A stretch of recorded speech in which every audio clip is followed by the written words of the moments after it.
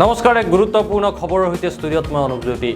যৌন নিৰ্যাতনৰ ঠাইত ব্যৱহাৰ কৰক মিষ্টাৰ গগৈ মহুৱা মৈত্ৰীৰ টুইটে সৃষ্টি কৰিছে তীব্ৰ প্ৰতিক্ৰিয়াৰ তৃণমূল কংগ্ৰেছৰ সাংসদ মহুৱা মৈত্ৰীৰ এক টুইটে এতিয়া অসমত ব্যাপক প্ৰতিক্ৰিয়াৰ সৃষ্টি কৰিছে কেৱল প্ৰতিক্ৰিয়াই নহয় ঠায়ে ঠায়ে আৰম্ভ হৈছে প্ৰতিবাদ কিয়নো সাংসদ মহুৱা মৈত্ৰীয়ে অপমান কৰিছে আহোমসকলক 18 জুলাইৰ পৰা সংসদৰ অধিৱেশনৰ পূৰ্বে লোকসভাৰ সচিবালয়ে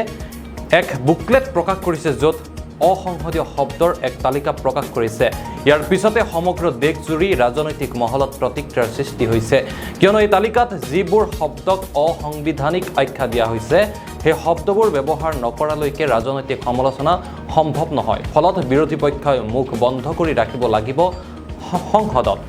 অসংসদীয় শব্দৰ তালিকা প্ৰকাশৰ পিছতে বিভিন্নজনে বিভিন্ন মন্তব্য প্ৰকাশ কৰাৰ মাজতে তৃণমূল সাংসদ মহুৱা মৈত্ৰীয়ে এই সিদ্ধান্তৰ বিৰোধিতাৰে এক টুইট কৰিছিল টুইটযোগে মহুৱা মৈত্ৰীয়ে সেক্সুৱেল হাৰাসমেণ্ট বা যৌন নিৰ্যাতন শব্দৰ পৰিপূৰক হিচাপে তেওঁ মিষ্টাৰ গগৈ শব্দটো ব্যৱহাৰ কৰিবলৈ পৰামৰ্শ জনালে মহুৱা মৈত্ৰীৰ এই টুইটৰ পিছতে